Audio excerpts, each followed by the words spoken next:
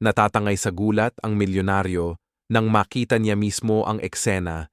Hinahatak palabas ng kanyang stepfather ang maliit na batang babae, pinipilit na isubo ang kamay niya sa basurahan para humanap ng pagkain.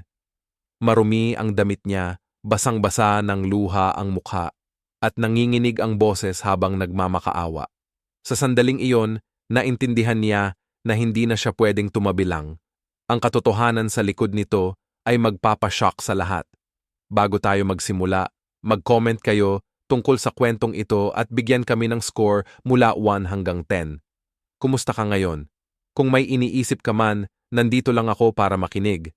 Sana makahanap ka ng sandali para magmuni-muni habang sabay nating tinatahak ang kwento ng paggaling, tapang at katarungan. Bumukas ng malakas ang kalawangin at maingay na pintuan ng apartment sa ground floor. Sumisigaw sa pagkuskos ng mga bisagra bago tumama ng malakas sa pader, nag-iwan ng alingaw-ngaw sa makipot na pasilyo. Sa loob, mabigat ang hangin dahil sa amoy ng amag, usok ng sigarilyo at matapang na halimuyak ng alak. Nakaupo ng nakayuko si Victor Ramirez sa isang kupas at sirang sofa, ang mabigat niyang katawan nakasandig sa isang gilid. Hawak niya sa kamay ang kalahating lasong bote ng alak na umiikot bawat hirap na hininga niya na amoy alak. Halos nakapikit ang mga mata niya. Ang bibig niya ay nagpapalabas ng magaspang na huni habang siya ay humihilik. Sa edad na 40, paulit-ulit na lang ang buhay niya, inom, sugal, tapos nalulunod sa utang. Hindi naman liligaw ang mga kapitbahay sa kanyang sigawan tuwing hating gabi o sa paglalakad niya ng tila lasing palabas ng bar sa kanto. Sa pintuan, naroon si Sophie Bennett na nakatambay. Ang maliit niyang katawan ay dahan-dahang nakadikit sa kahoy na pader. Nanginginig ang mga payat niyang kamay habang mahigpit na hawak ang kupas na laylayan ng puting bestidang lumana. Maputla ang mukha niya, may mga anino sa mga mata dahil sa mga gabing hindi siya nakatulog mula nang mamatay ang kanyang ina, si Laura Bennett, na namatay sa mahirap na panganganak. Gumuho ang lahat sa apartment na ito. Hindi siya kailanman tinuring na pamilya ng kanyang ama-amahan. Binibigay lang sa kanya nito ang malamig at malabnaw na lugaw o ilang nalalanta na gulay na galing sa kung saan, sapat lang para hindi siya tuluyang bumagsak. Ngayon, sobrang kirot ng gutom niya buong araw. Wala siyang kinain kundi tubig lang. Nang hapon, may dinala si Victor na sako ng basura galing bar, pero hindi niya nangahas hawakan dahil sobrang baho. Ngayon, sumampa na ang gutom sa kanyang lalamunan, kaya wala siyang ibang magawa kundi umutang. Huminga si Sophie ng malalim at nanginginig, dahan-dahang lumapit. Parang pumapasok siya sa yungib ng leon sa bawat hakbang. Huminto siya sa tabi ng sofa, marahang inalog si Victor sa braso, at bumulong na halos di marinig, "Tatay, sobrang gutom na gutom ako, pwede mo ba akong bigyan ng kahit anong makakain?" Bumukas ng bahagya si Victor ng kanyang namumula at namamagang mga mata. Ramdam pa ang lasing sa kanyang mga mata. Pumikit siya ng ilang beses, tumutok sa nanginginig na bata sa harap niya, tapos napangiti ng mapanukso. Biglang naputol ang kanyang boses sa katahimikan ng apartment, matalim at puno ng sama ng loob. "Kain ka! Kain ka lang palagi. Akala mo may maibibigay ako sa'yo. Umalis ka dito, tigilan mo na yung pagreklamo sa harap ko." Binitaw ni Victor ang bote sa kanyang kamay at pinatapon sa sahig. Nabasag ang salamin sa tiles, mga piraso kumalat sa sulok ng kwarto. Hindi man lang niya tiningnan ang kalat, sumipit siya sa ilalim ng mesa, kinuha ang isa pang bagong bote at pinaikot ang takip ng may tuyong tunog. Iniliko niya ang ulo pabalik at nilunok ang naglalagablab na alak, pinapaso ang lalamunan. May alak na tumulo sa gilid ng kanyang bibig, bumasa sa kulubot na pulang plaid na damit na nakadikit sa kanyang dibdib.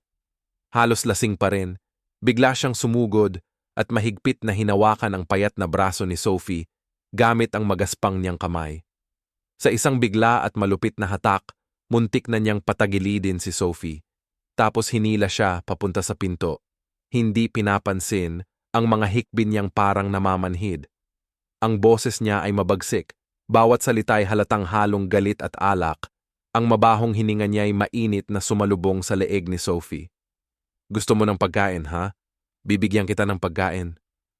Ang baho ng whiskey na halo sa hininga niya ang nagpapakiliti kay Sophie na para bang nahulog siya sa isang bangungot na walang takas.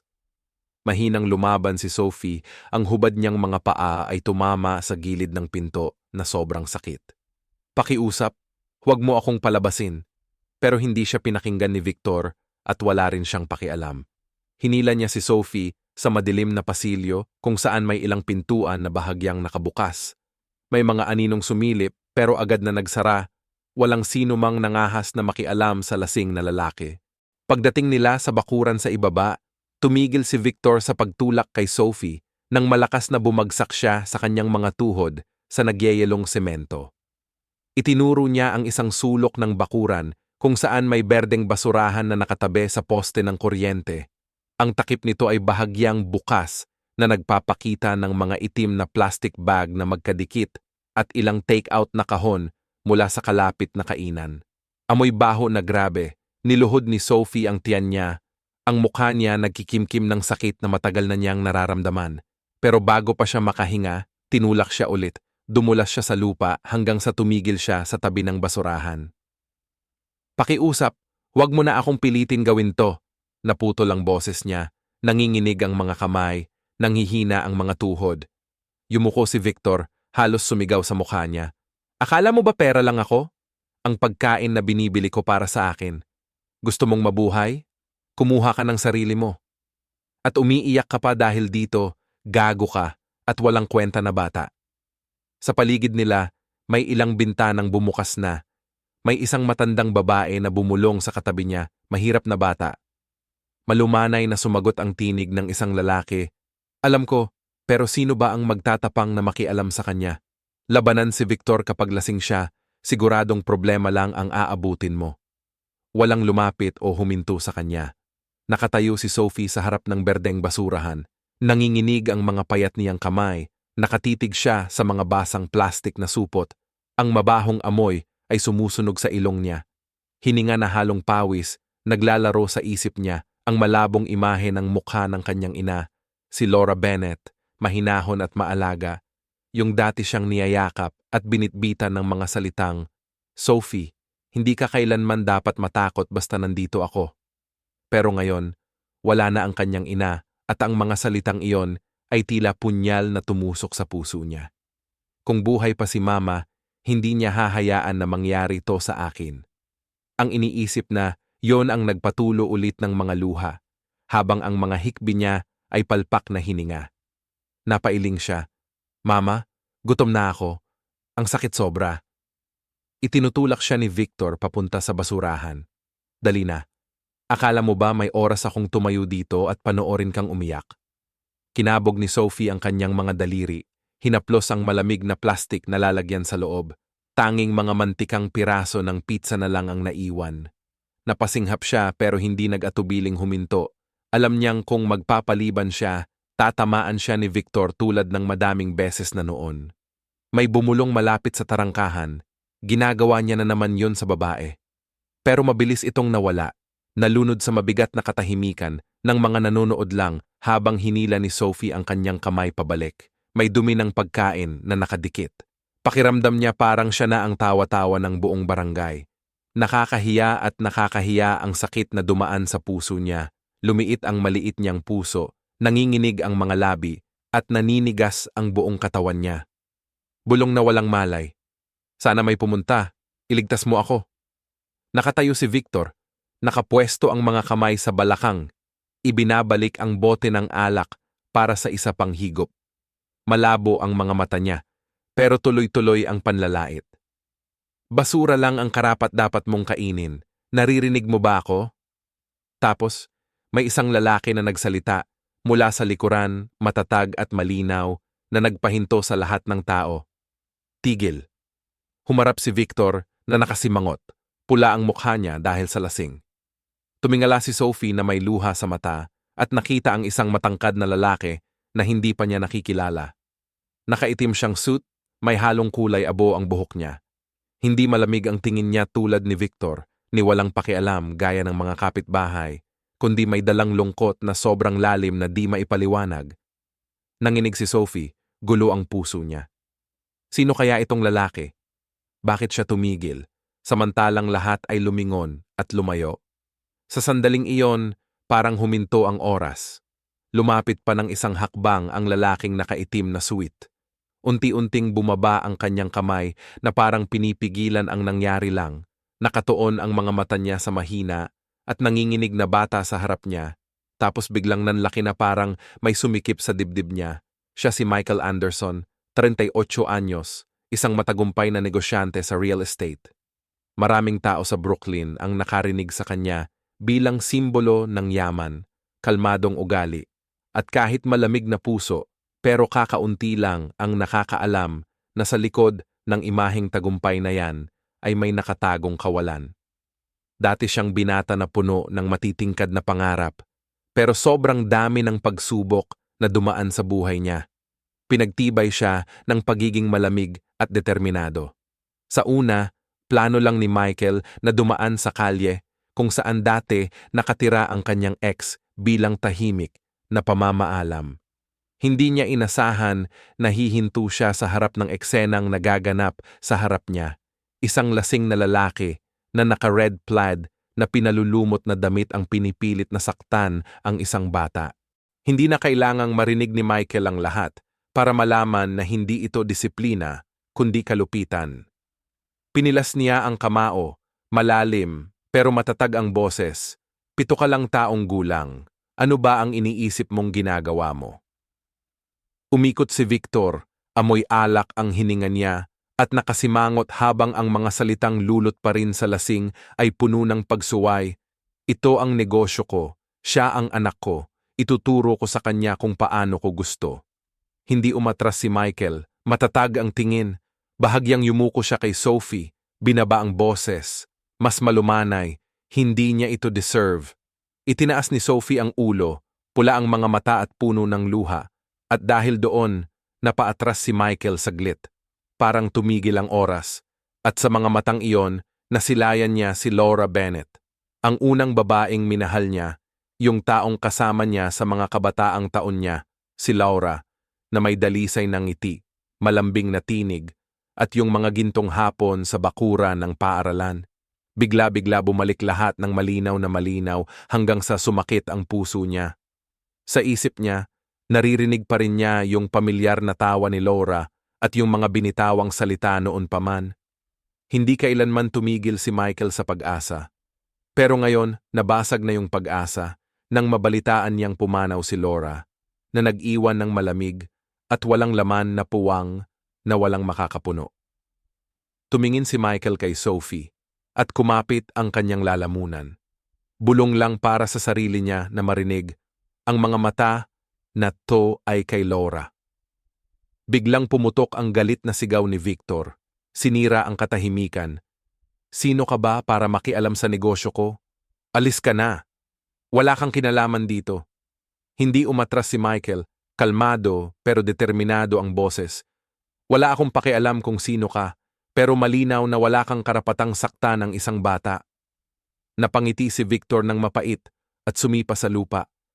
Anong alam mo? Ako ang nagpapakain sa kanya. Ako ang nagbibigay ng tirahan. Kung gusto kong turuan siya, wala kang karapatang magsalita. Hawak ni Sophie ang tiyan niya. Hininga niya ay hindi pantay. Nanginginig ang maliit niyang katawan sa pag-iyak. Dumadaloy ang luha sa mga pisngi niya na naghahalo sa dumi. Yumuko si Michael, inabot siya para suportahan. Hindi siya nagdalawang isip. Alam lang niya na iiwan siya roon ay laban sa lahat ng pinaniniwalaan niya. Tumingala si Sophie sa kanya muli, puno ng kalituhan at pagdududa ang mga mata niya, pero may maliit na ningning na parang tahimik na nagtatanong, iba ka ba talaga sa mga nag-iwan sa akin? Dahan-dahang pinisil ni Michael ang kamay niya at pilit niyang pinainit ang boses. Huwag kang mag-alala, aalagaan kita. Sigaw ni Victor, pumula ang mukha habang itinaas ang bote ng alak na parang ihahagis niya ito. Pakawalan mo siya, anak ko yan. Pero bago pa niya masabi ang susunod na salita, biglang humina ang katawan ni Sophie. Bumagsak siya, humina ang hininga, at unti-unting bumagsak ang mga talukap ng kanyang mata. Halos hindi mahawakan ni Michael si Sophie. Ramdam niya kung gaano siya kahina at kaselosan sa kanyang mga bisig. Sumakit ang dibdib niya sa lungkot. Tumitig siya kay Victor, bumaba ang tono ng kanyang boses. Anong ginawa mo sa batang ito? Sumigaw si Victor, itinuturo siya ng diretso. Nagnanakaw ka ng anak ko. Tignan niyo lahat, dinadala niya siya palayo sa akin. May ilang kapitbahay na sumilip at nagbulungan-bulungan pero walang nangahas lumapit. Lahat ng tingin ay nakatutok kay Michael, ang dayuhan na biglang naging sentro ng usapan sa lugar. Mahigpit niyang niyakap si Sophie, ramdam niya ang hina ng hininga nito. Parang isang marupok na sinulid na malapit ng putulin. Isang matinding determinasyon ang sumiklab sa loob niya na hindi na mababago pa. Humarap siya at binitbit si Sophie palabas sa pagkakahawak ni Victor. Iniwan ang galit na sigaw ng lalaki. Mahigpit na niyakap ni Michael ang maliit na batang babae sa kanyang mga bisig. Ang kanyang mga leather shoes ay malakas ang tunog sa bangketa habang tumawid siya sa makitid na kalsada. Binuksan ang pinto ng kotse, inilagay si Sophie sa upuan at agad na pinaandar. Bumibilis ang tibok ng puso niya, bawat mahinang hininga ng bata sa kanyang mga bisig ay nagpapasikip ng dibdib niya sa takot. Ang katawan niya ay sobrang gaan na parang kahit pinakamaliit na pagkakamali ay pwede siyang mawala mula sa kanyang pagkakahawak. Mabilis na tumakbo ang kotse papunta sa pinakamalapit na ospital. Pagdating ni Michael, hindi na siya naghanap ng parking space, bigla siyang nagpreno sa emergency entrance, tapos dali-dali siyang pumasok bitbit si Sophie. Tulong! Kailangan niya ng tulong ngayon, hindi siya okay. Nanginginig pero puno ng pagmamadaling boses ang sigaw ni Michael. Agad na lumapit ang isang babae na nakaputing lab coat. Mga early 40s siya, matangkad, may matalim pero mahabaging mga mata. Siya si Dr. Caroline Hughes, pinuno ng pediatrics, kilala sa dedikasyon at pagiging mahigpit sa mga kritikal na kaso. Mabilis niyang tiningnan si Sophie. At kumulo ang kanyang mukha sa galit. Diyos ko, sobrang kulang sa nutrisyon ng batang ito. Namamaga ang tiyan niya dahil sa impeksyon sa bituka. Gaano na katagal ninyo siyang pinapahirapan ng ganito? Sigaw niya na umalingaw-ngaw sa pasilyo. Natuwa si Michael, nanikip ang kanyang lalamunan, nahirapang magsalita. Hindi ako ama niya, nahanap ko lang siya sa kalye. Matagal siyang tinigan ni Caroline, saka huminga ng malalim. Ibinaon niya ang boses niya, pero nanatiling matalim ang kanyang mga mata. Saka ikaw lang ang nagmalasakit na dalhin siya dito. Dali-dali niyang pinahiga si Sophie sa kama. Tumango si Michael at maingat niyang inilapag si Sophie sa gurney. Agad siyang sinundo ng isang nurse papunta sa emergency room. Nakatayo siya roon, ang mga kamay niya ay mainit pa mula sa marupok na katawan ni Sophie. Isang kakaibang halo ng sakit at di pamilyar na damdamin ang unti-unting sumisiklab sa loob niya. Sa kanyang malabong estado, mahina siyang bumulong, halos naglalambing, "Mom, miss na miss kita." Napatingin si Michael na para bang nanlumo, ang puso niya ay kinurot ng biglaang sakit. Yung pangalan na yon ay tumama sa kanya na parang tabak sa alaala, Laura Bennett, ang babaeng minahal niya noong kabataan pa siya. Tumingala siya pababa at napansin ang isang lumang pilak na kwintas sa leeg ni Sophie na may pendant na may nakaukit na letrang L. Yun ang murang alahas na minsan niyang ibinigay kay Laura noong araw ng kanilang pagtatapos. Nanginig si Michael at nanlabo ang kanyang mga mata. Sa sandaling iyon, binabasa ng nurse ang impormasyon ng pasyente kay Dr. Caroline. Ang pangalan ng bata ay Sophie Bennett, 7 taong gulang, at ang kanyang ina ay si Laura Bennett na namatay noong manganak 1 taon na ang nakalipas. Hindi na marinig ni Michael ang iba pa, kundi ang 3 salitang iyon. Nagsimulang magkabuo lahat ng huling piraso ng kwento. Tumama sa puso niya ang katotohanan, ang batang kakalap lang niya ay anak ni Laura. Bago pa siya makabawi, may mabibigat na yapak na umalingaw-ngaw sa pasilyo at may boses na laganap sa alak ang sumigaw. "Sophie, nasaan ka?" Lumitaw si Victor na pula ang mukha at naglalagablab ang mga mata. Bumangon siya papunta kay Michael habang sumisigaw, Sinusubukan mong agawin siya, di ba? Sa akin siya. Agad na tumayo si Michael sa harap ng pinto, matatag pero kalmado ang boses. Kailangan ng batang ito ng doktor, hindi alak at hindi karahasan. Mahigpit na niyakap ni Victor ang bote sa kamay niya. Sino ba naman ang akala mo? Isang estrangherong biglang lalabas na nagpapanggap na bayani. Lumapit si Caroline nang walang takot. Kailangan mong umalis ngayon din, kritikal ang kondisyon ng bata. Walang sino man ang pwedeng makialam sa kanyang gamutan. Napangisi si Victor pero agresibo pa rin ang kilos niya. Wala kang karapatang panatilihin siya.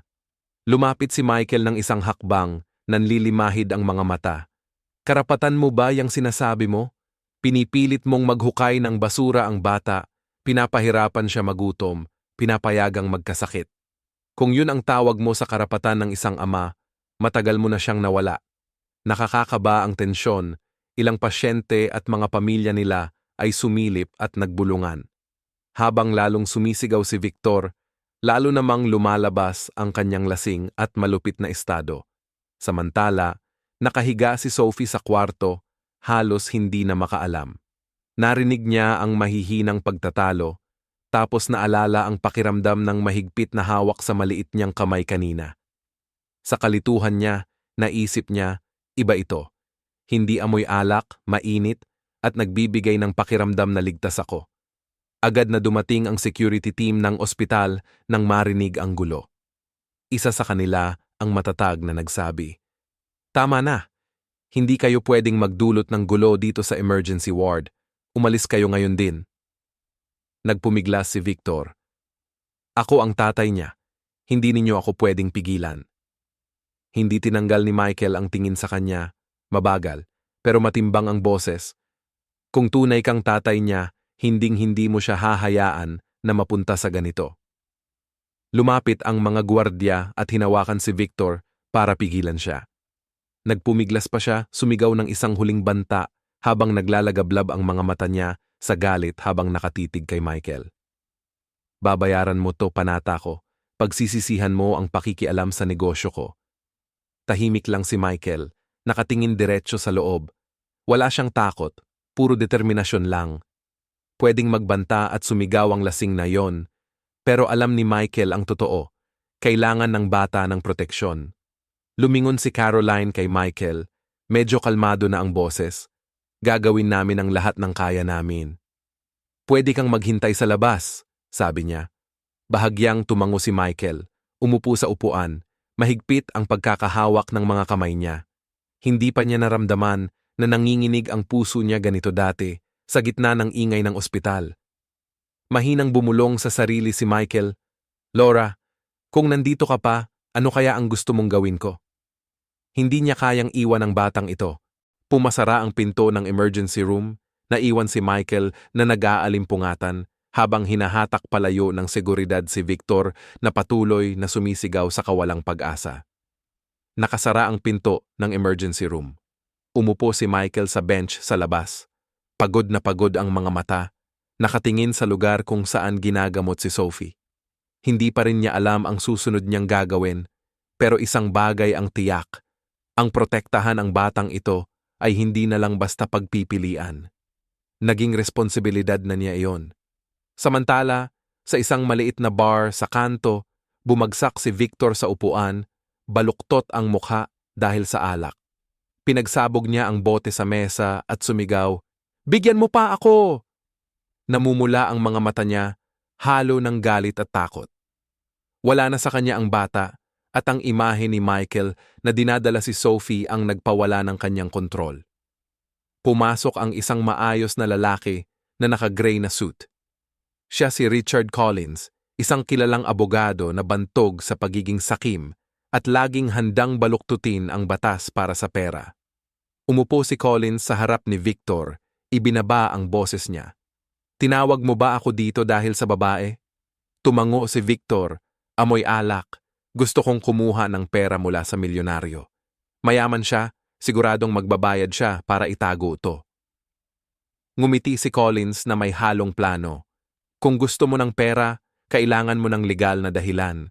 Ako na ang gagawa ng mga papeles na nagpapatunay na hindi si Laura ang totoong ina ni Sophie. Tapos, pwede kang mag-countersue na din na dinukot siya ni Michael. Mahirap para sa korte na pumabor sa kanya.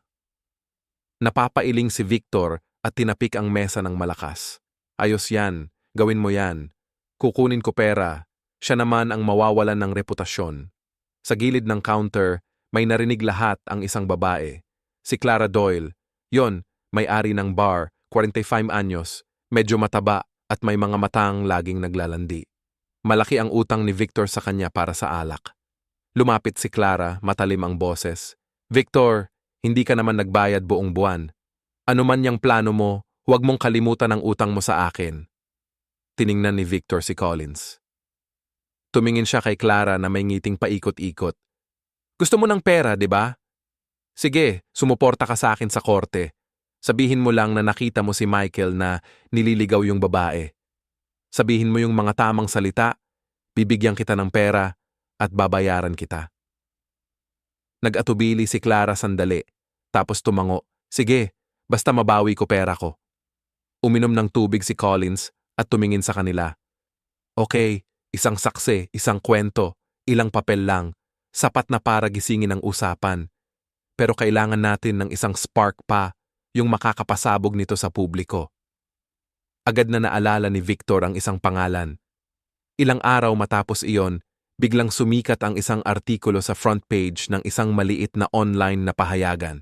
Nakabold ang headline, Michael Anderson, milyonaryo, ninakaw ang anak ng isang yumaong babae.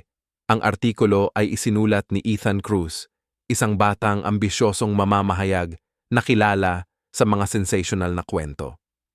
Para kay Ethan, mas importante ang clicks kaysa katotohanan. Nakaupo siya sa harap ng kanyang computer, nagtatype ng bawat linya na may ngiting kontento. Nagulat ang mga residente ng Brooklyn matapos may saksi na nagsabing nakita nila si Michael Anderson. Inakit ang isang 7 taong gulang na bata, lumabas din na anak siya ng isang babaeng yumaong kakilala niya.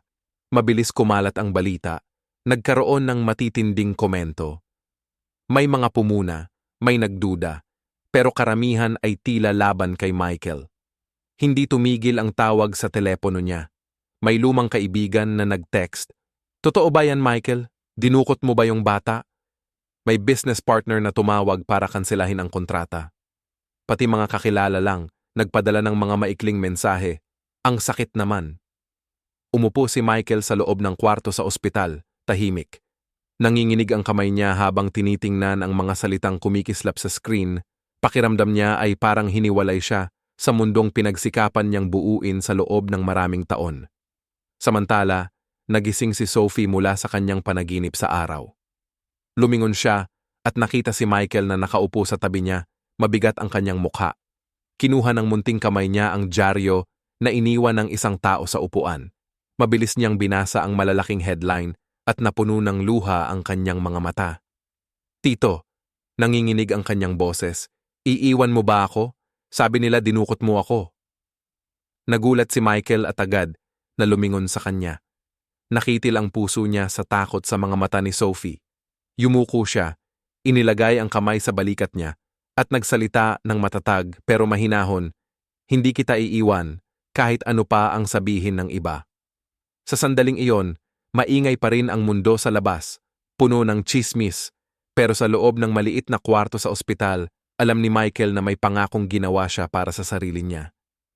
Mahigpit niyang hinawakan ang balikat ni Sophie, titig niya matibay, handang harapin ang unos ng opinyon ng publiko na paparating. Nang gabing iyon, malabo ang liwanag sa kwarto mula sa mahinang sinag ng lampara sa gabi. Nakaupo si Michael na parang walang gana sa upuan, nakatitig kay Sophie sa labas. Humahampas ang hangin sa bintana, pero sa loob, mabigat ang hangin sa katahimikan na parang pumipigil sa bawat hininga niya. Nabasa na niya ang daan-daang mensahe at napagtiisan ang hindi mabilang na tawag pagkatapos mailathala ang artikulo. Bawat paratang ay parang kutsilyong tumutusok diretso sa dibdib niya. Pero ang mas masakit pa ay yung takot na nakikita niya sa mga mata ni Sophie nang tanungin siya kung iiwanan niya siya. Dahan-dahang tumayo si Michael at lumakad papunta sa kama.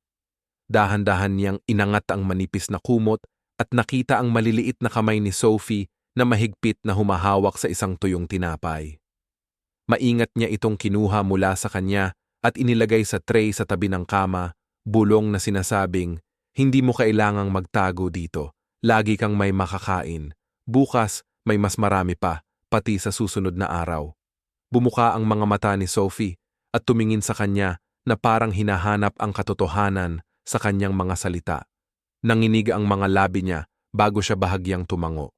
Pero mahigpit pa rin ang kapit ng mga kamay niya sa gilid ng kumot. Parang kapag pinakawalan niya, mawawala na lahat. Mabagal ang pagdaan ng gabi, halos 3:00 na ng umaga. Bigla na lang nagising si Michael dahil sa matinis na sigaw. Biglang tumayo si Sophie, basa ng pawis ang magulong buhok niya. Nanginig siya ng todo, halos di na makapagsalita dahil sa iyak. Huwag mo akong ipatapon sa basura ulit. Ayokong gawin yan. Natatakot na ako." Dali-daling lumapit si Michael sa kanya at mahigpit siyang niyakap. Hinaplos niya ang likod ni Sophie, malakas ang boses. "Ligtas ka na ngayon. Hindi na kita ipapadala dun ulit. Pangako." Inilubog ni Sophie ang mukha sa dibdib niya. Naiiyak ng parang sinusubukang ilabas lahat ng kahihiyan na matagal na niyang dinadala. Mahigpit siyang niyakap ni Michael, ramdam ang kirot sa puso niya sa sandaling iyon. Higit sa lahat, hinahangad niyang marinig siyang tawaging tatay, pero hindi niya nagawang sabihin iyon ng malakas. Alam niyang hindi pwedeng pilitin ang tiwala. Kailangang lumago ito mula sa pasensya at pagmamahal. Habang unti-unting nakatulog si Sophie, nanatiling tahimik si Michael, namumula ang mga mata niya. Naalala niya si Laura, noong kabataan nila. Sinabi niya noon na gusto niyang magkaroon ng malaking pamilya balang araw. Ngayon, wala na si Laura at wasak na ang pangarap nilang kinabukasan. Pero may isang piraso ng kanyang alaala na tahimik na natutulog sa kanyang mga bisig. Dumating ang umaga at may kumatok sa pintuan, kaya tumingala si Michael. Pumasok ang isang matangkad na lalaki, kulay abo ang buhok, matalino at kalmado ang mga mata. Siya si David Foster, isang veteranong abogado at matagal ng kaibigan ni Michael noong kolehiyo. Dati silang malapit, pero matapos mamatay si Laura, umatras si Michael sa lahat. Nilapag ni David ang isang folder sa mesa, matatag ang boses. "Michael, dumating ako agad nang marinig ko. Akala ko kailangan mo ako." Napagod na tumango si Michael. "Salamat, David. Ewan ko kung saan ako magsisimula." Hinila ni David ang isang upuan at umupo, seryoso ang mga mata niya. "Si Victor, naghahanda ng magsampa ng kaso laban sa'yo. May source ako sa korte. Hindi lang si Sophie ang gusto niya, pera ang habol niya at gagawin niya ang lahat para makuha yan." Napikit si Michael at isinara ang kamao. "Pera? Pinalaloko niyang maging gamit ang batang yan?" Huminga si David ng malalim. Kumuha na siya ng abogado, si Richard Collins. Naalala mo ba siya? Yung abogado na tinatanggap lahat ng madidilim na kaso. Kapag si Collins ang kasali, siguradong may peke na mga dokumento.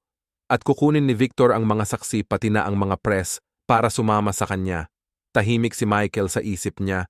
Ang imahe ni Sophie na naghahanap sa basura ay hinaluan ng alaala ng mga matang naglalagablab ni Laura sa dibdib niya. Tumingin si David sa kaibigan niya, lumambot ang boses. "2 pagpipilian ka lang. Isa, umatras ka, ibigay mo si Sophie sa kanya, at ituring mo na lang na iiwas ka sa bagyo. Pangalawa, harapin mo siya, pero matagal at delikadong laban yan. Pero Michael, dapat maintindihan mo, kung pipiliin mo yon, posibleng mawala lahat ng meron ka." Itinaas ni Michael ang ulo niya, matalim ang tingin na parang talim ng kutsilyo. "David, nawala na lahat sa akin. Reputasyon, kontrata, mga kaibigan. Hindi na ako natatakot pang mawalan pa. Ang tanging bagay na hindi ko kayang mawala ay yung babaeng yun sa kama." Kumilos si Sophie sa pagtulog. Mahigpit ang mga mata, steady ang hininga. Tiningnan siya ni Michael, lumambot ang puso. Lumapit siya, tinakpan si Sophie ng kumot, at bumulong. "Karapat-dapat itong bata ng totoong pamilya at ipaglalaban ko yan." Tahimik na umupo si David. Pinapanood ang eksena habang unti-unting tumataas ang paghanga sa loob niya. Naintindihan niya na simula ngayon, pinili na ni Michael Anderson ang landas na walang balikan. Sa hallway, may isang nurse na dumaan hawak ang dyaryo na may headline na Millionaire Anderson hinarap ng kaso dahil sa alleged kidnapping. Hindi titigil ang balita at tunay na nagsimula na ang laban. Kinabukasan ng umaga, kulay abo ang langit, may malamig na hangin na sumisingit sa bawat kanto ng mga kalye sa Brooklyn. Bumaba si Michael ng sasakyan kasama ang abogado niyang si David Foster sa hagdan ng korte habang may mga grupo ng tao na nagtipon-tipon at nagbubulungan. Nag-aaway, tuloy-tuloy ang pag-flash ng mga kamera, kumalat na sa lahat ng lugar ang balita tungkol sa kaso. Siksikan ang tao sa tapat ng gate, may mga sumisigaw ng paratang, may mga bulong-bulungan ng curiosity. Tumingin lang si Michael sa harap, ayaw tumugon sa kahit sino, kahit tumitindi ang bigat sa dibdib niya sa bawat hakbang. Nang bumukas ang pinto ng korte, ramdam ang tensyon sa loob. Puno ang bawat upuan. Pinaupo si Michael sa pwesto ng akusado, nakapatong ang mga kamay niya sa tuhod, nangingitim ang mga ugat sa sobrang higpit ng kapit niya. Sa kabilang dulo ng kwarto, nakaupo si Sophie kasama ang isang social worker. Nakayuko siya, magulo ang buhok, maliit niyang mukha puno ng alalahanin. Lumingon siya, ang mga mata niya naghahanap kay Michael, parang taong naghahanap ng sandigan. Tumunog ng malakas ang martilyo sa mesa. Lumabas si Judge Margaret O'Connor, mga 50 anyos siya. Seryoso ang mukha, matalim ang mga mata. Kilala siya sa pagiging patas, pero mahigpit kapag may mali. Malakas at matatag ang boses niya nang sinabi, nagsimula na ang pagdinig para sa pansamantalang kustodiya ng menor de edad na si Sophie Bennett. Tinawag si Victor muna. Hinila niya ang kwelyo ng kanyang damit. Nagpapanggap na kagalang-galang. Nanginginig sa galit ang boses niya kahit pilit niyang kinokontrol ito. Anak ko siya.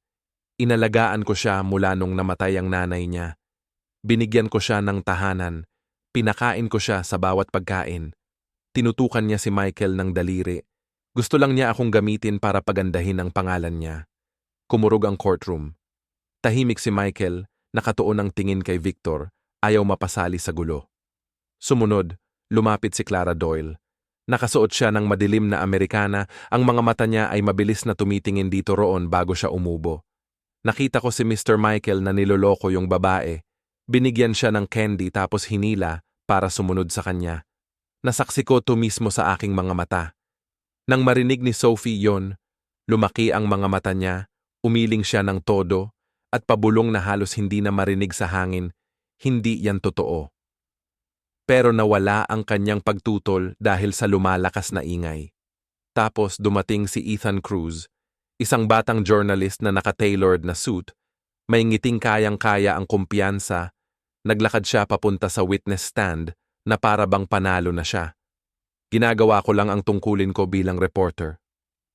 Karapatan ng publiko na malaman ang katotohanan. Ang mga sinulat ko ay galing sa mga pinagkakatiwalaang sources at malinaw na ito ay isang halatang kaso ng pagdukot. Lumalakas ang ingay sa loob ng korte. May mga umiling, may mga tumango. Pumikit sandali si Michael, huminga ng malalim, tapos muling bumukas ang mga mata at hinarap si Sophie nang matindi ang tingin. Hindi siya nagsalita, pero dala ng mga mata niya ang tahimik na pangako. Pagtitiwalaan mo ako. Tumayo si Attorney David Foster, kalmado pero matatag ang boses. Your Honor, hindi dinukot ng kliyente ko ang sinuman. Iniligtas lang niya ang isang batang nasa panganib. Kailangan pa namin ng dagdag na oras para maipakita ang ebidensya. Pinatalsik ni Judge O'Connor ang martilyo, mahigpit ang tono. Kinilala ng korte yan, pero sa ngayon, hindi muna pwedeng manatili ang bata sa alinmang partido hanggang sa may mas malinaw na ebidensya. Lumiko siya sa social worker at nagpatuloy, si Sophie Bennett ay pansamantalang ilalagay sa pangangalaga ng isang independent guardian, si Thomas Reed. Si Mr. Reed ay retiradong empleyado ng gobyerno na maraming taon nang nagboboluntaryo sa child welfare system. Siya ang mag-aalaga sa bata hanggang sa magkaroon ng pinal na desisyon. Nang marinig ang mga salitang iyon, kumibot ang puso ni Michael. Tumingin siya kay Sophie, yung maliit na bata na nanginginig, may luha sa mga mata. Sinubukan niyang magsalita ng malakas para marinig ni Michael. Babalik ka ba para sa akin? Tumango si Michael. Matatag ang boses. Kahit ano paman. Pinisil ni Sophie ang kanyang mga labi. Bahagyang tumango. Tapos hinayaan na lang na dalhin siya ng social worker. Mabagal ang kanyang mga hakbang at palagi siyang lumilingon. Bawat tingin niya ay parang tali na unti-unting umiipit sa puso ni Michael. Pinilit niyang manatiling kalmado ang mukha. Pero sa loob niya, pakiramdam niya, parang gumuho ang buong mundo nang magsara ang pinto sa likod nila. Ibaba ni Michael ang ulo at niyuko ng mahigpit ang mga kamao, hanggang sa kumamot ang mga kuko sa balat niya. Bumulong siya, sapat lang para marinig niya. Akin ang batang ito. Ibabalik ko siya sa bahay. Sa labas, tuloy lang ang ingay ng tao pero sa sandaling iyon, na-realize ni Michael na hindi lang siya lumalaban para sa hustisya, lumalaban siya para sa puso niya. Nang magsara ang mga pinto ng korte, dinala si Sophie palabas, hawak ng mahigpit ang gilid ng kanyang damit, gamit ang maliit niyang kamay. Bawat hakbang niya ang bigat parang bato. Ang lalaking naglalakad sa tabi niya ay yumuko, mahinahon ang boses. Huwag kang matakot. Ako, si Thomas Reed. Mula ngayon, ako ang bahala sa iyo sandali lang. Si Thomas Reed ay retiradong kawani ng gobyerno na maraming taon nang nagboboluntaryo sa sistema ng pangangalaga sa mga bata. Siya ay nasa edad 60, payat pero masigla, may mabait na mga mata sa likod ng lumang salamin. Hindi malakas ang boses niya, pero puno ng pasensya. Madalas siyang tinatambayan ng mga bata bilang kanlungan. Bahagyang tumango si Sophie kahit patuloy ang pagdaloy ng kanyang mga luha. Bumulong siya ng napakahinahon, halos boses lang. Gusto ko lang makasama si Uncle Michael. Napabuntong hininga si Thomas, hindi na nagsalita pa. Pinahaplos lang ng dahan-dahan ang ulo niya. Naiintindihan niya na may mga sugat na hindi kayang pagalingin ng mga salita ng aliw. Gabing iyon, nakahiga si Sophie sa maliit na kwarto sa bahay ni Thomas. Malinis at maayos ang lahat, pero sa kanya, parang kakaiba ang lahat. Hinalukip-kip niya ang kumot sa ulo niya, pinipigil ang pag-iyak. Sa dilim, paulit-ulit niyang binubulong parang dasal. Gusto ko lang makasama si Uncle Michael. Gusto ko lang makasama siya. Samantala, bumalik si Michael sa kanyang apartment at dahil puro wala na sa loob, mas naramdaman niyang malamig ang lugar. Umupo siya, nakatingin sa maliit na shirt na iniwan ni Sophie. Dahan-dahang hinawakan ng mga daliri niya ang tela na para bang sinusubukang hawakan ang natitirang init nito. Hindi kita nailigtas, Laura, bulong niya sa katahimikan. Pero ililigtas ko ang batang to, pangako ko. Biglang bumukas ang pinto at pumasok si David Foster. Nilapag niya ang isang tambak ng mga dokumento sa mesa, matindi ang tingin. Michael, hindi ka pwedeng umasa lang sa awa. Kailangan mo ng matibay na ebidensya, batas ang nagsasabing ang totoo ang kailangan, hindi mga pangako. Tumingala si Michael, matatag ang boses. Hahanapin ko yan kahit iikot ko pa lahat ng Brooklyn. Kinabukasan, sumama si David kay Michael habang naghahanap sila ng mga saksi. Dumating sila sa isang lumang apartment kung saan may isang babaeng nasa gitnang edad na naglalabas sa balkonahe. Siya si Emma Clark, matagal ng kapitbahay ni Victor. Miss Emma, tawag ni Michael, sinisikap niyang panatilihing kalmado ang boses. Nakita mo na ba kung paano tratuhin ni Victor si Sophie? Tahimik muna si Emma saglit. Tapos huminga siya ng malalim. Nakita ko siyang sumisigaw sa kanya sa bakuran, lasing siya at sigaw ng sigaw sa mukha niya, sobrang lakas na narinig ng buong kanto. Natakot akong manghimasok, pero alam ko kung ano ang nakita ko. Ang batang yon, ang hirap na niya. Tumango si Michael, nagpapasalamat, may kumislap na pag-asa sa kanyang mga mata. Nagpatuloy sila papunta sa lumang tavern na madalas tambayan ni Victor. Si Oscar Blake, ang may-ari, ay isang matipuno na lalaki na may malalim at magaspang na boses. Nang marinig niya ang tanong ni David, umupo siya sa counter at seryosong sinabi, "Malaki ang utang ni Victor sa akin, gabi-gabi siyang lasing. Kitang-kita ko na ang poor na si Sophie ay parang punching bag lang niya. Sigaw siya, minsan hinila pa palabas bago pa siya makakain." Kung kailangan ng korte ng pahayag, handa na ako. Mahigpit na hinawakan ni Michael ang kamay ni Oscar at mahina niyang sinabi, "Salamat, hindi mo alam kung gaano ito kahalaga sa akin." Bigla namang lumabas ang huling saksi sa isang makipot na eskinita, isang mahiyain na siyam na taong gulang na batang lalaki ang lumapit. Siya si Harper Davis, anak ng pamilyang nakatira malapit sa lugar kung saan nanatili si Victor noon. Tumingin si Harper kay Michael. Kumikinang pero puno ng kaba ang mga mata niya. "Nakita ko yon," bulong ni Harper. "Nakita ko siyang hinila si Sophie papunta sa basurahan tapos pinilit siyang abutin sa loob." Sobrang iyak ni Sophie. "Hindi ako nangahas magsalita kasi natakot ako. Pero ngayon, kung kailangan, sasabihin ko ang totoo." Yumuko si Michael at inilagay ang kamay niya sa balikat ni Harper.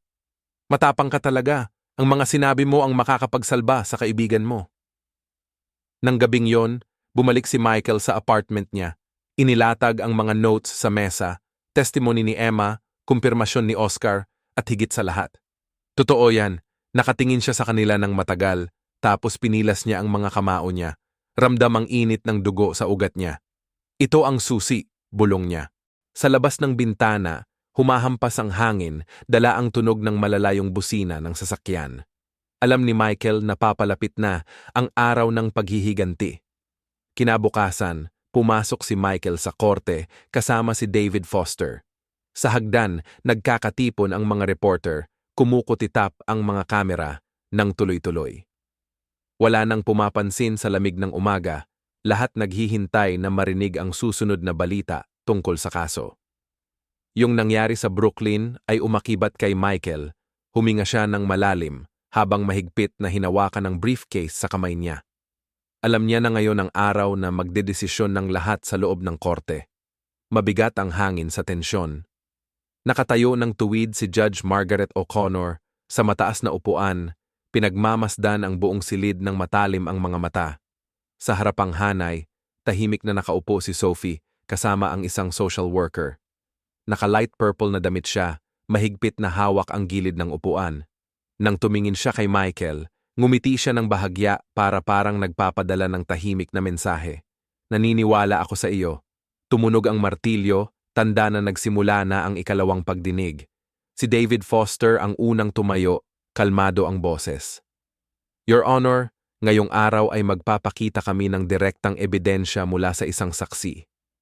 Pumunta ang pinto ng korte at pumasok ang isang maliit na batang lalaki na may kayumangging buhok, halatang kinakabahan. Siya si Harper Davis, 9 na taong gulang, dating kapitbahay ni Victor. Lumapit si Harper sa stand, nakatingin sa sahig pero malinaw ang kanyang boses nang sinabi, "Nakita ko si Sophie na umiiyak gamit ang sariling mga mata ko. Hinila siya ni Mr. Victor papunta sa basurahan at pinilit siyang abutin ang loob para kumuha ng pagkain. Nanginginig siya at umiiyak, pero hindi tumigil si kuya. Kumalat ang mga bulong-bulong sa korte." Tinapik ni Judge O'Connor ang martilyo para ayusin ang usapan tapos tumango. "Salamat Harper, maaari kang bumaba." Sumunod na umakyat si Dr. Caroline Hughes, nakaputing coat siya at matatag ang boses. Ipinapakita ng mga resulta ng pagsusuri na matagal nang kulang sa sustansya si Sophie. Malubha ang impeksyon sa kanyang sistema ng pagtunaw dahil sa hindi malinis na kalinisan at delikadong pagkain. Hindi ito pwedeng naganap lang sa ilang araw, pero dahil ito sa matagal na gutom at pang-aabuso, ang mga salita niya ay parang hampas ng martilyo kay Victor. Paulit-ulit siyang nag-ikot sa upuan niya, nanginginig ang pawis sa kanyang mga tinik. Sunod na tao ay si Linda Parker, ang social worker na namamahala sa kaso ni Sophie. Mga 35 taong gulang si Linda, maliit ang katawan pero matalim ang mga mata. Tuwid ang tindig at malinaw ang boses. Sinabi niya, "Minomonitor namin at na-verify na hindi kwalipikado si Ginoong Victor na maging guardian. May naitalang mapanganib na pag-uugali niya sa bata at may mga saksi pang sumusuporta dito. Kung patuloy na hahayaan si Sophie na kasama niya, mapapahamak siya, biglang tumahimik ang hukuman." Si Judge O'Connor ay nagsulat ng ilang linya, tapos sinalubong ang abogado ng depensa. Lumapit si Richard Collins, may hawak na mga dokumento, at may kumpiyansang sinabi, "Your Honor, may ebidensya kami na nagpapatunay na walang dugo na magkaugnay si Sophie kay Laura Bennett." Ibig sabihin, si kliyente ko na si Victor Ramirez lang ang may karapatang alagaan siya. Agad na lumapit si David Foster, malamig ang tono. "Your Honor, na-verify na namin, peke ang mga dokumentong yan. Ginawa yan sa isang ilegal na opisina, may ebidensya kami at ang pirma ng taong nagbigay ng serbisyong ito." Napaputi ang mukha ni Collins, muling sumabog ang ingay sa kwarto. Tumapik ng malakas si Judge O'Connor sa kanyang martilyo at matalim niyang tiningnan si Collins. "Kung peke nga ito, mananagot ka sa batas." Sunod, tinawag si Clara Doyle sa stand. Lumapit siya, nanginginig ang mga kamay. Tumingin si David diretso sa kanya, seryoso ang tono. "Ginang Clara, sinabi mo na nakita mong niloko ni Michael Anderson si Sophie, pero may saksi kami. Kinukumpirma na wala ka sa lugar nung araw na iyon. Gusto mo bang baguhin ang sinabi mo?" Bumaba ang ulo ni Clara, pawis ang tumutulo. Matapos ang mahabang katahimikan, napabuntong hininga siya, nanginginig ang boses. "Nagsinungaling ako. Pinilit ako ni Victor. May utang siya sa akin sa alak. Gusto ko lang makuha ang pera ko." Kumalat ang bulong sa kwarto. Pinadyak ni Victor ang mesa, pero agad siyang hinawakan ng mga pulis. Ang huling tao ay si Ethan Cruz, isang batang reporter. Ipinataas niya ang ulo ng may pride, pero itinaas ni David ang dyaryo sa harap niya. Ang tinig niya'y matalim na parang yelo. "Saan mo nakuha tong artikulong to? Ano bang pinagbatayan mo? Na-verify mo ba kahit konti?" Nag-aatubiling sabi ni Ethan. Pinutol siya ni David ng matalim.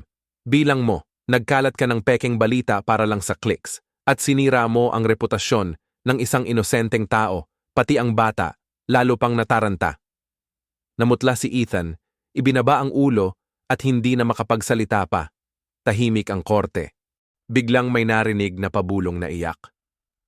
Tumayo si Sophie, punong-puno ng luha ang mga mata. Nanginginig ang boses niya pero malinaw. "Gusto ko lang ng totoong pamilya, hindi na yung basura." Yung mga simpleng salita na yon ang nagpatahimik sa kwarto. Walang bulong, walang pagmamadaling hininga. Dahan-dahang tumayo si Michael. Kumikislap ang mga mata niya. Nanginginig ang boses pero puno ng determinasyon. "Ibibigay ko sa iyo yan, buong puso ko." Sa sandaling yon, lumapit si Sophie, nanginginig ang kamay habang inaabot niya ito. Yumuko si Michael at hinawakan ang maliit niyang kamay.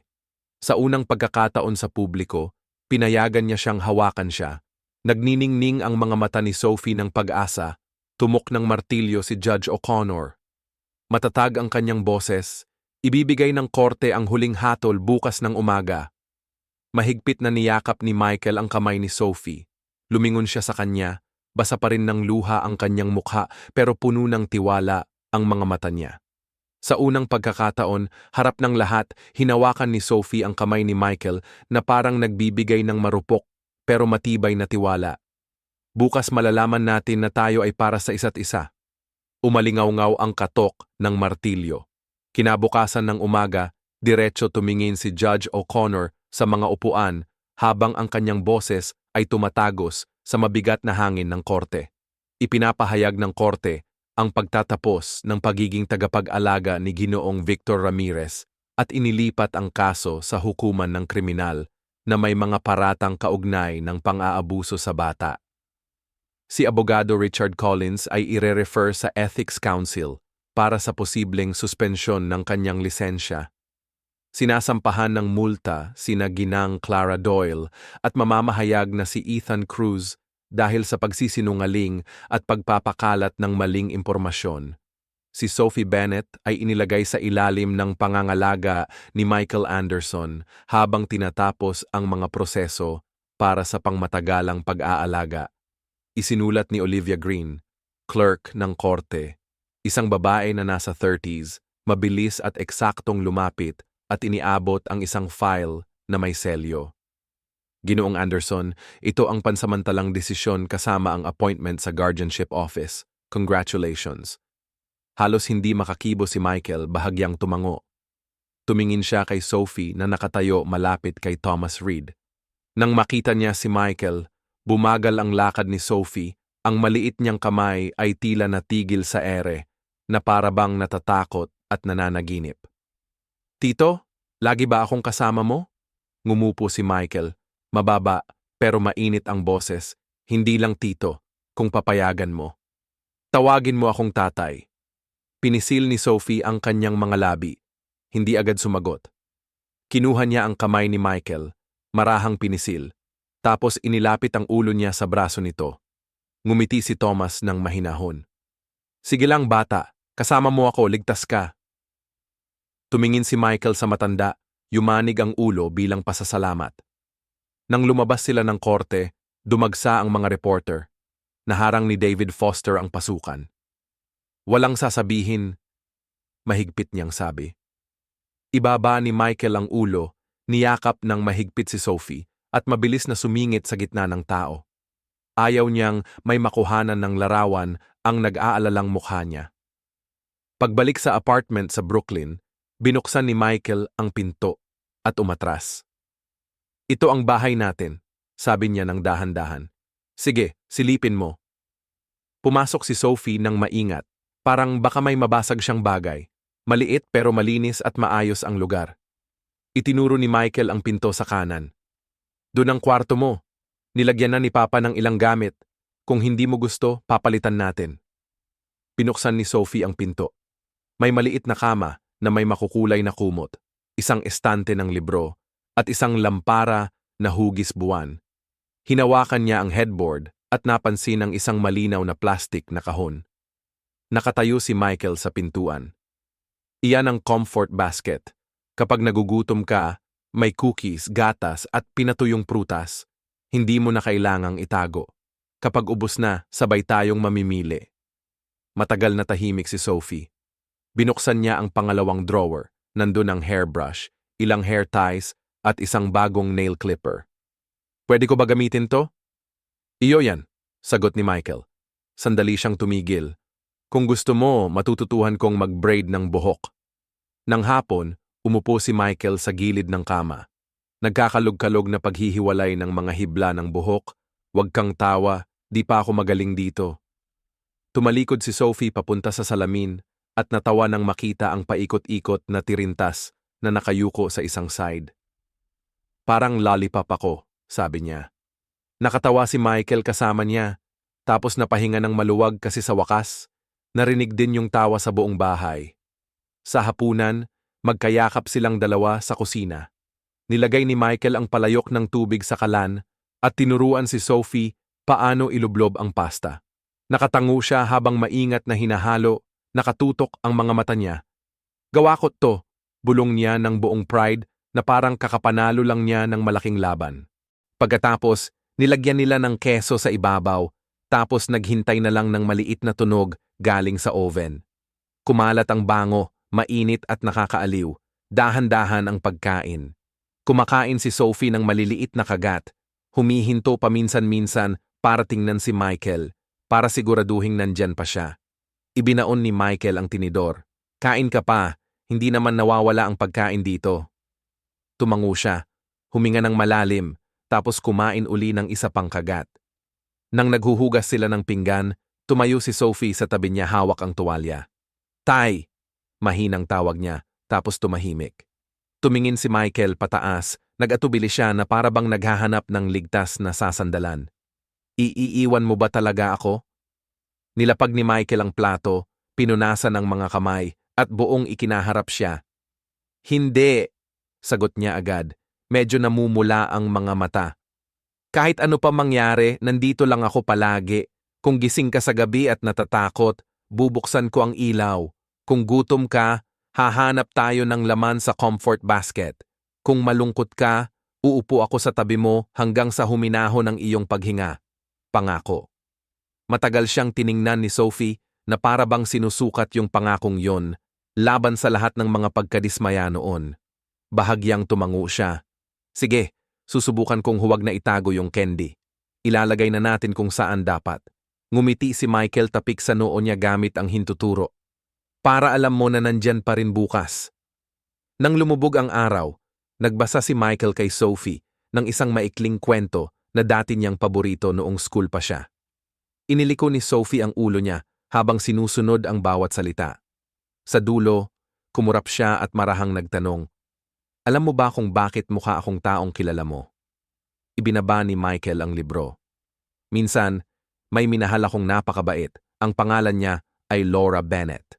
Biglang tumigil si Sophie. "Kunin ko ang apelyido ng nanay ko," bulong niya. Sabi niya, "Pag lumaki na ako, maiintindihan ko kung bakit niya ito pinili."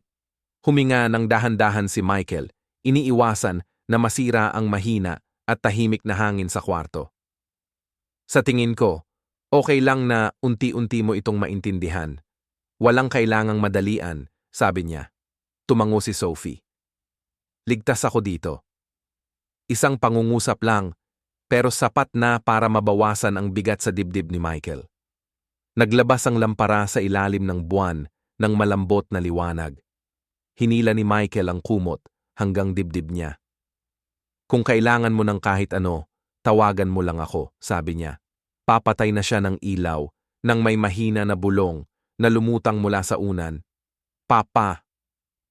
Napakabagal at banayad, parang dahon na dumadampi sa lupa, huminto lang doon, pero hindi malilimutan.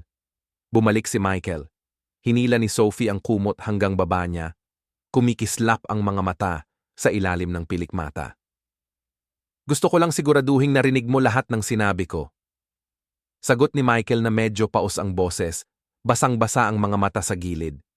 "Narinig kita." Lumabas siya papuntang sala at umupo sa silya. Pareho pa rin ang 4 na dingding ng apartment, pero hindi na ito walang laman. Nasa mesa yung mga papeles ng guardianship katabi ng maliit na asol na suklay.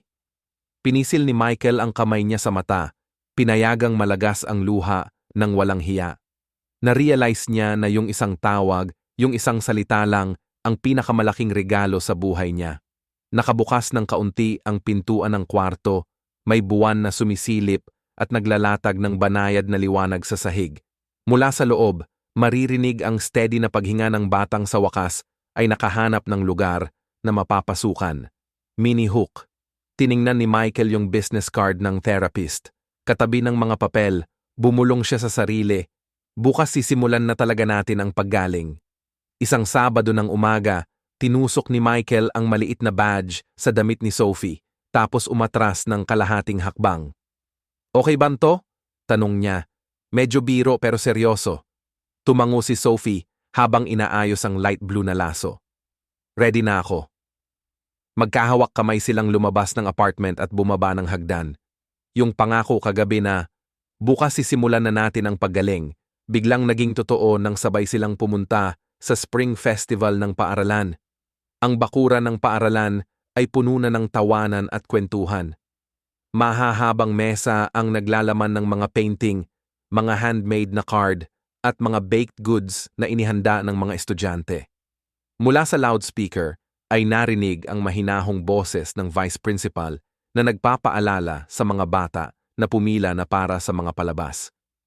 Biglang natigilan si Sophie sa tarangkahan, medyo basa ang kanyang palad. Mahigpit na niyakap ni Michael ang kamay niya para magbigay ng lakas ng loob. "Sige, nandito lang ako sa likod mo." Sa mesa ng 3rd grade, naghihintay si Sarah Whitman, ang homeroom teacher ni Sophie. Mga 30 taong gulang siya, matatag ang dating. Mainit ang mga mata, at may kumpiyansang boses ng isang sanay makatrabaho ang mga bata. "Hello Sophie, ang ganda mo ngayon." Bahagyang ngumiti si Sophie at mahina niyang bungad, "Hello miss." Tapos bahagyang umatras ng kalahating hakbang kay Michael. Tumingin si Miss Whitman kay Michael at ngumiti ng bahagyang tumango na alam nilang dalawa bilang bati. Sa gilid ng bakuran, ayos na ayos si Nina Patel, isang maliit na babaeng South Asian na school counselor na dahan-dahang nagsasalita habang inaayos ang wish drawing booth. Nang mapansin ang mausisang tingin ni Sophie, nilapitan siya ni Nina. "Hay dito! Dito yung lugar kung saan nagdi-drawing ang lahat ng mga bagay na inaasam nila. Sa tagsibol, walang tama o mali, basta ang gusto mo lang sabihin." Tumingin si Sophie kay Michael, tumango siya. Lumapit si Sophie at kumuha ng blankong papel bago kinuha ang panulat. Lumingon si Sophie sa mga kaibigan niya. Jenny, halika dito. Tumakbo si Jenny Lopez, kaklase niya na may 2 braids sa magkabilang gilid. Itinuro ni Sophie si Michael at biglang naging matatag ang boses niya na ikinagulat pa siya mismo. Ito ang tatay ko. Ang mga salita ay lumabas na parang bulong, pero sapat para mapatingin si Michael. Ngumiti ng malaki si Jenny at kumaway. Hi, mister! Mula sa katabing mesa, 2 lalaki sa klase nila ang lumingon at bumati sa kanya nang walang pag-aalinlangan. Sumagot si Michael, Hello mga bata! Tapos bigla siyang huminga ng malalim na parang gustong pigilin ang sandaling yon sa second-hand na tindahan ng libro. Dumating si David Foster na may dalang 2 tasa ng passion fruit juice.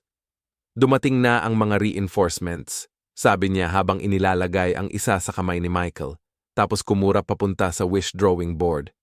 Mukha siyang mas matapang ngayon. Tumingin si Michael at nakita si Sophie na nakayuko malapit sa papel niya. Kinausap niya lang ako bilang tatay niya. Sa harap ng mga kaibigan niya, sinabi niya ng mahina pero nanginginig ang boses. Sandaling tumigil si David, tapos ngumiti. Sa halip na pagbati, nagsimula na ang mga pagtatanghal sa entablado. Nagbasa ng tula ang mga bata, kumanta, at tumugtog ng mga instrumento. Nakatayo si Sophie at Jenny sa pangalawang hanay ng koro. Nang nagsimula ang musika, tumingin si Sophie pababa sa mga tao. Nandoon si Michael sa gitna nila, nakalagay ang mga kamay niya sa bulsa, pero kitang-kita sa mga mata niya ang lahat ng nararamdaman. Unti-unti siyang kumanta, mahina sa una, tapos lumakas sa bawat linya ng korong sabayan. Pinalaya ni Sophie ang manggas ng kaibigan niya. Itinaas niya ang parehong kamay sa tamang galaw habang patuloy ang mata niya sa paghahanap kay Michael. Bahagya lang siyang tumango, parang steady na tugtog ng katiyakan. Nang matapos ang kanta, dali-dali siyang tumakbo pababa. Nagawa ko! Sabi niya habang mabigat ang paghinga. Inabot ni Michael ang isang tissue. Alam kong nagawa mo! Maiksi ang sabi niya. Walang palabis na papuri, pero sandaling inilagay ang kamay niya sa balikat niya. Sa gitna ng karamihan, may isang madilim na anino ang lumapit, Judge Margaret O'Connor. Ngayon wala siya sa toga, naka-dark na damit lang at may silver na pin sa kwelyo. Ngumiti siya ng bahagya, tapos iniling ang ulo bilang bati. Ayokong mag-ingay, dumaan lang ako saglit. Congrats sa inyong dalawa. Medyo nagulat si Michael. Salamat sa lahat, umiling siya. Ginawa ko lang ang parte ko at para sa'yo, pinakita mong ang pamilya ay pinipili natin. Yumuko siya para makahalili sa mata ni Sophie. Ayos ka lang ba, Sophie? Umango si Sophie. Oo, natututo akong mag-ayos ng buhok ko ng maayos. Napangiti si Judge O'Connor. Mabuti yan, pahalagahan mo yang maliliit na bagay na yan. Sila ang pundasyon ng isang tahanan. Umalis siya na nag-iwan ng tahimik na ginhawa. Bumalik si Nina Patel at iniabot kay Sophie ang isang manipis na kahoy na frame. Kung gusto mo, pwede mong ilagay dito ang drawing mo. Dalhin mo na sa bahay. Niyakap ni Sophie ang frame habang tinitingnan si Michael. Tatay, sasama ka ba sa akin sa drawing table? Oo. Magkasamang umupo ang dalawa sa isang tahimik na sulok. Kinuha ni Sophie ang brown na Crayola para sa bubong, berde para sa damuhan, dilaw para sa kumikislap na bintana. Dahan-dahan niyang iginuhit ang 2 tao na magkatabi, magkahawak kamay. Nanahimik si Michael. Pumasa lang siya ng kulay nang tumingin siya sa kanya. Sumulat siya ng linya sa gilid ng bubong, maingat binubuo ang bawat letra, My Family. Nang matapos niyang isulat, hindi siya agad nagsalita. Pagkalipas ng ilang sandali, lumingon si Sophie, malambing, pero matatag ang tinig. Dad, ngayon may bahay na ako. Tumingin si Michael sa drawing, tapos kay Sophie. Sa dibdib niya, sumulpot ang damdamin na sabay saya at gaan. At meron din akong ikaw, sabi niya, bawat salita tama ang dating. Ngumiti si Sophie, bahagyang yumuko ang mga mata. Pinisil ang frame sa dibdib na para bang niyayakap ang isang stuffed toy. Paghapon na, bumalik sila sa apartment. Inabit ni Michael ang larawan sa pader sa tapat ng hapagkainan para kahit sino na dumadaan, makita nila. Lumayo siya ng kaunti para tingnan ito. Nakatayo si Sophie sa tabi niya, nakasandal ang ulo sa balikat niya. Sa tingin mo ba maganda? Tanong ni Michael. Maganda at totoo, sagot niya. Simple lang ang hapunan. Si Sophie na ang nag-serve ng salad, nilagyan pa ng 2 hiwa ng tinapay. Nagkwento siya ng mga kwentong galing sa school, sabi niya. Magpipik ng bagong kanta ang choir nila. At ang kaibigan niyang si Jenny mahilig sa pusa, kaya naglagay siya ng clip na parang tenga ng pusa sa buhok. Pinabalik ni Miss Whitman sa lahat na ibalik ang mga libro sa library. Paminsan-minsan, nakikinig si Michael at nagtatanong ng konting tanong. Kalma ang hangin sa kusina, sa pinakamagandang paraan. Walang nakakagulat na tunog, walang nag-aalalang tingin, puro pangkaraniwang usapan lang at ang kalansing ng kutsara sa mangkok. Bago matulog, umupo si Michael sa gilid ng kama niya at pinulot ang asul na suklay. Ngayong gabi, subukan natin yung 2 braids, natawa si Sophie. Go for it, Dad. Maingat niyang hinati ang buhok ni Sophie, mas maingat kaysa dati. Kung hindi pantay, buburahin natin at uulitin. Okay lang yan, sabi ni Sophie. Gusto ko kahit hindi pantay. Huminto si Michael, tumitingin sa kanya sa salamin. Gusto ko rin kahit hindi pantay, basta magkasama tayo. Ang ilaw sa kwarto na hugis buwan ay kumikislap. Habang si Sophie ay sumiksik sa ilalim ng kumot, bigla niyang hinila ang kamay ni Michael. Tatay, yayakap mo ba ako sandali? Humiga si Michael sa tagiliran, niyakap ang balikat niya. Unti-unting bumagal ang hininga ni Sophie, bumulong siya habang halong antok na. Salamat sa pagdaan mo nang kailangan kita. Pumikit si Michael, ipinatong ang baba sa buhok niya. Naamoy shampoo ng mga bata yung amoy niya. Salamat Sophie, binigyan mo ako ng dahilan para mabuhay. Nang maglaon, mahimbing na natulog si Sophie. Tumayo si Michael, sinara ang kortina, at muling tiningnan ang litrato na nakasabit sa pader ng sala. 2 guhit ng tao ang magkahawak kamay sa harap ng bahay na may nagniningning na bintana. Walang palatandaan ng dugo, walang papeles sa loob ng frame. Iisang katotohanan lang ang malinaw, ito ang tahanan. Mula sa mga wasak na piraso, muling nabuo ang pamilya, hindi dahil sa dugo, kundi dahil sa walang kondisyong pagmamahal. Mga mahal kong kaibigan, sabay tayong naglakbay. Isang paglalakbay na puno ng luha, pero may liwanag ng pag-asa. Isang batang babae na pinilit ng malupit niyang ama-amahan na maghukay sa basura para makahanap ng pagkain, tila nakatakdang mabuhay sa dilim. Pero dinala siya ng tadhana kay Michael, isang lalaki na isinara ang puso dahil sa masakit na alaala. Pero sa tamang panahon, binuksan niya ito para iligtas si Sophie. Ang kwento ay nagtapos sa isang malakas na aral. Ang masasama ay babayaran ang kanilang ginawa, habang ang mabubuti, kahit minsan ay hindi maintindihan o nasasaktan, ay mananatiling matatag. Makakamtan nila ang tunay na nararapat sa kanila. Sa wakas, natagpuan ni Sophie ang tunay na pamilya. Hindi dahil sa dugo, kundi dahil sa pagmamahal at pagtitiyaga. At si Michael, na minsang nawala ang lahat, muling natagpuan ang kahulugan ng buhay sa maliwanag na mga mata ng isang bata na tinatawag siyang tatay. Ganito ang kapangyarihan ng mga kwentong nakakaantig ng puso, mga kwentong nagtutulak ng kadiliman palayo sa isang sinag ng liwanag, kung saan muling nabubuo ang pananampalataya mula sa mga basag na piraso. Ngayon, gusto ng Story for Heart na marinig mula sa'yo. Naranasan mo na ba yung sandali na ang kabaitan ay nagbago ng kapalaran ng isang tao? Kung ikaw ang nasa lugar ni Michael, may lakas ba ng loob ka na tumindig at protektahan ang isang batang hindi mo anak? At sa tingin mo, ano ang tunay na bumubuo ng pamilya? Ang dugo o ang walang kondisyong pagmamahal? Bago tayo magtapos, gusto ko rin malaman kung saan ka nanonood ng video na ito at anong sitwasyon ang kinaroroonan mo. Kahit nasaan ka man, sana maramdaman mo ang pagmamahal na kumakalat sa bawat kwentong ibinabahagi namin. Salamat sa pagsama sa Story for Heart. Mag-iwan ka ng komento, ibahagi ang iyong saloobin, at huwag kalimutang mag-subscribe para hindi mo ma-miss ang susunod na nakakaantig at makahulugang kwento. Dahil sa buhay na to, pwedeng manggaling sa kahit sino ang liwanag ng kabutihan, pwedeng ikaw, pwedeng ako, o tayo lahat ng magkakasama, kapag totoong naniniwala tayo na ang mabubuting tao ay gagantimpalaan at ang masasama naman ay siguradong mapaparusahan.